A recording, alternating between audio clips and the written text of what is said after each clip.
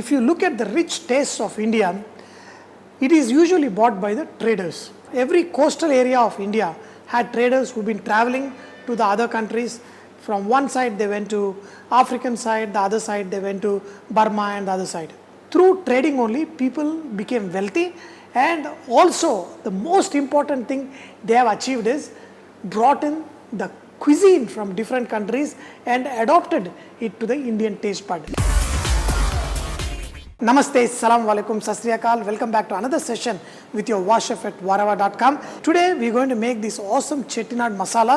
We are going to add these ingredients one by one. Don't count, there are almost 18 to 20 ingredients. We got cinnamon, we got mace, we got star anise, we got one black cardamom, the lichin, the stone flower, the biryani flower, Marathi moggu, bay leaf, cloves, you got a green cardamom. But look at this, we are adding little bit of all these spices, but now main ingredients are the peppercorn. This is what will give the curry the gravy, the coriander seeds, the coconut.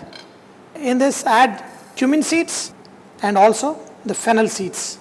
More importantly, for a very nice color also and also for the taste, add red chilies. We are going to dry roast all these ingredients, and then usually they put it on a stone pestle and grind, but I am going to use the blender later when this is roasted well. Of course, to give this gravy some kind of consistency means the masala has to be holding together without leaving the water. That's the reason why they add some chana dal also, but not too much, little bit. Slowly dry roast all of these ingredients till you get a nice aroma from it. And later we are going to add some curry leaves in the last and going to make paste out of it. The masalas are all nicely colored. On a very slow flame you need to cook this. Even in Chettinad, each family uses their own masalas. Some people, they don't want to use fennel seeds, or some people don't want to use the cumin seeds for this, but it's up to you, you can use. And these curry leaves also, I'm going to roast it for 2-3 minutes.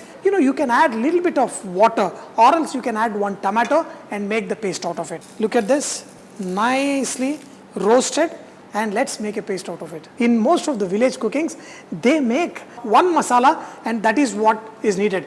Add oil in the vessel. In this, add red chili, some chopped ginger, add some salt also in this. In this, add some onions. You want the onions to be brown, because with these masalas the onion will disappear in the gravy and give a very nice taste. With these hot masalas, of course, the sweet masalas are all there. We added fennel, we added cardamom, which are sweet spices, but the brown onion will give the excellent taste. Now look at the onions, they are slightly brown, and the oil is ready to take in the curry leaf also. In this, add some ginger garlic paste, some turmeric. We are going to add the chicken pieces. Look at this. The other day I made another chicken somewhat similar like this, but I put the masala, because in that I used raw spices to make the paste. If you use the raw spices to make the paste, instead of adding first chicken, you add the masalas and cook them. The masalas are already roasted well and you made the paste, then we are going to add the chicken first and the masalas later. Chicken, they are also nicely roasted in this oil. Now add tomatoes. Now, this will go into the gravy. Later I can kiss the chicken. Put the masala, and we need to add water so that the chicken is almost covered. Look at this. And we are going to cook till the chicken is nice and tender and you get this awesome aroma. I put the lid on and cooked it for almost 30 minutes on a slow flame. Now look at the gravy. But in the meanwhile, once in a while, I remove that lid, just mix it well and again put the lid on. Just make sure it doesn't burn at the bottom. Cooking in the pot also should give a very nice taste. And in this, you should look at this, how the slowly oil from the masala is coming out. The red chilies become soft and nice, and look at this gravy. This is super fantastic, and because of the chana dal, what we added, this gets that silky texture. That is the reason you need to cook it on a slow flame for a long time till the chicken is nice and soft and the raw flavor from the chana, everything is gone by roasting and so long cooking. Some green chili, add coriander, This is so much masaladar.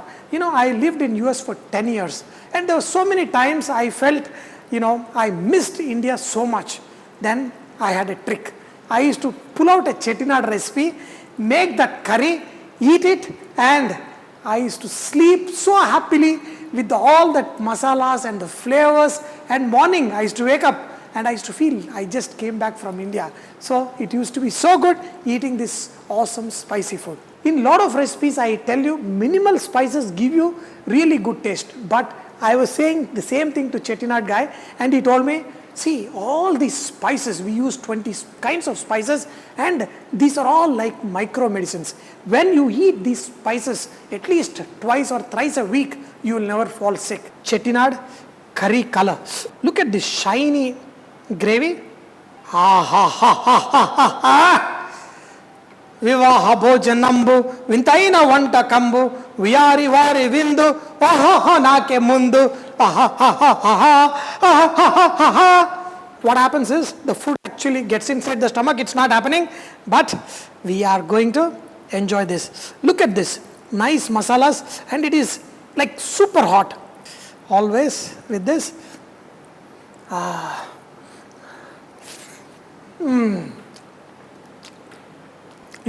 Gravy is amazing. The nice masalas, trust me, this is like one punch on face, this side, with the spice you should enjoy. All these spices and amazing.